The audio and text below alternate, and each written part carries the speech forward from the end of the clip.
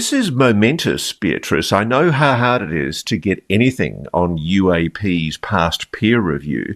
You've basically got an article which has survived the scrutiny of all of the peer review experts, essentially an article suggesting that there are artificial constructed objects that were reflective, specular, in Earth orbit before humans sent up objects into space.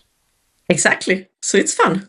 It's very exciting to have these Now, two you were papers expecting to get shot published. down, weren't you? You were expecting quite an aggressive response from debunkers and peer reviewers. You basically analysed nearly 300,000 short-lived transient events that were captured on red-sensitive photographic plates from the first Palomar sky survey. And these exposures were all taken between 1948 and before humans put satellites up in the late 1950s. And each of these exposures lasted about 45, 50 minutes. And you focused on identifying cases where 3 or more transient points appeared along a straight line during the same exposure. And the reason why those lines matter is if a single flash appears on a sky plate, it could be a glitch, but multiple point-like lights perfectly aligned and visible in one long exposure photo, that hints at something coordinated, possibly spinning or reflective objects. And you can rule out natural sources like meteors, stars, and asteroids. They don't line up and appear simultaneously.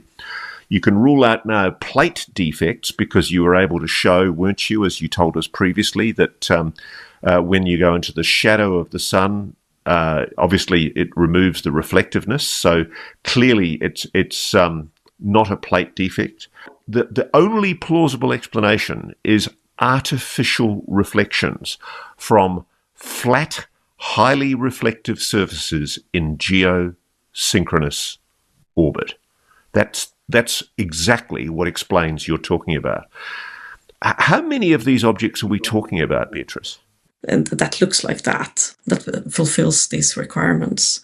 And So am I correct in saying there are literally tens of thousands of these objects that you've detected? we see that roughly 35,000 transients are belonging to this kind of category, but that is just for the Northern Hemisphere, which means that we would need to have around 70,000 of transients around, for the whole Earth. And from that, we can estimate that maybe tens of thousands to hundred thousands of objects around the Earth must have been there.